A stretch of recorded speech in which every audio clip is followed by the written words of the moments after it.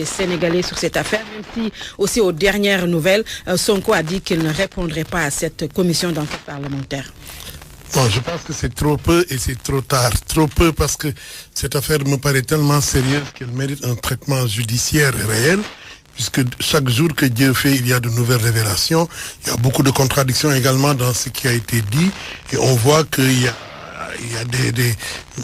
des choses qui sont innommables dans cette affaire-là. Je pense que les Sénégalais ont quand même besoin d'être éclairés. Trop tard, un peu, parce qu'effectivement, Sonko a déjà saisi le procureur de la République et qu'apparemment, bon, compte tenu des limites de l'enquête parlementaire, il vaut mieux quand même laisser la justice se saisir carrément de ce dossier et apporter les bonnes solutions. Et la commission d'enquête n'est pas nécessaire? Non, il est toujours nécessaire. On aurait dû le faire dans le passé parce qu'il y a eu moult occasions de le faire. Il y a eu des scandales ou en tout cas des révélations extrêmement graves qui ont été faites dans beaucoup de domaines. Je ne les citerai pas. Pourquoi, en ce moment-là, la commission parlementaire ne s'est pas réveillée? C'est quand même une Assemblée nationale extrêmement bizarre.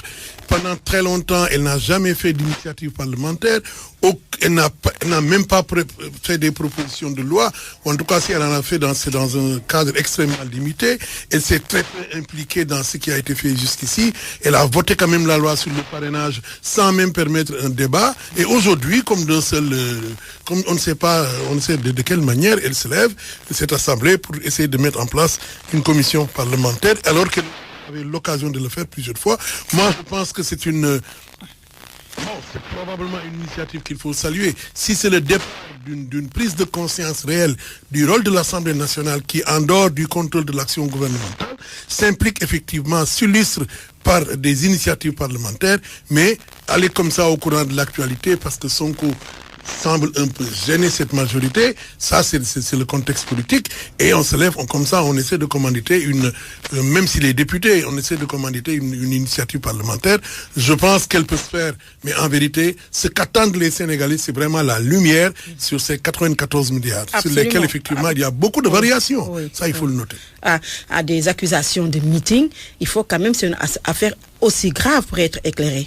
Non, moi j'ai lu attentivement, pour ce que j'ai pu faire, les déclarations de M. Amadouba et de son ministre du budget, M. Bruno Mangara. C'est vrai que ce sont des informations de taille. Birima Mangara, j'ai dit quoi? Bruno. Birima Mangara, là, que je connais. Et donc, j'ai lu attentivement les déclarations. C'est vrai que c'est des éclairages nouveaux qui nous permettent quand même de comprendre un peu plus une partie du problème. Mais vous savez, c'est tellement complexe ces choses-là, cette affaire-là, que véritablement, il faut qu'on aille vers une véritable instruction. Moi, je pense que, comme tout à l'heure, mon frère ami Pape a parlé de Fillon. Mais en France, il n'y a pas de ce qu'ils appellent de pause judiciaire. Que même si le candidat est candidat à la veille de l'élection présidentielle, si on doit le convoquer devant le juge pour l'entendre, on l'entendra. Il ne peut pas y avoir de pause judiciaire. Je ne sais pas pourquoi on veut remettre à plus tard ce qui peut être fait aujourd'hui.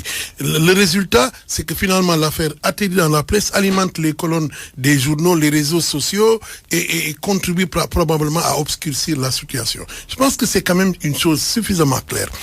On ne comprend pas les atermoiements du procureur de la République.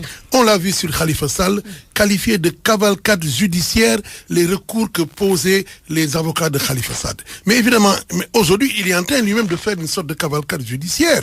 Pourquoi il ne se saisit pas de ce problème rapidement et mène ce qu'il faut en ouvrant une information judiciaire, en désignant probablement aussi mettant la police judiciaire là-dessus pour qu'on y voit plus clair. Il ne peut pas y avoir de pause judiciaire. Pourquoi? Les Sénégalais ont envie d'être éclairé sur ce qui s'est réellement passé sur ces 94 milliards, qui sont devenus subitement 46 milliards et 3,2 milliards ou 3,6 milliards pour le ministère. Mais qu'est-ce que c'est que cette histoire-là? Mais on n'y comprend plus rien.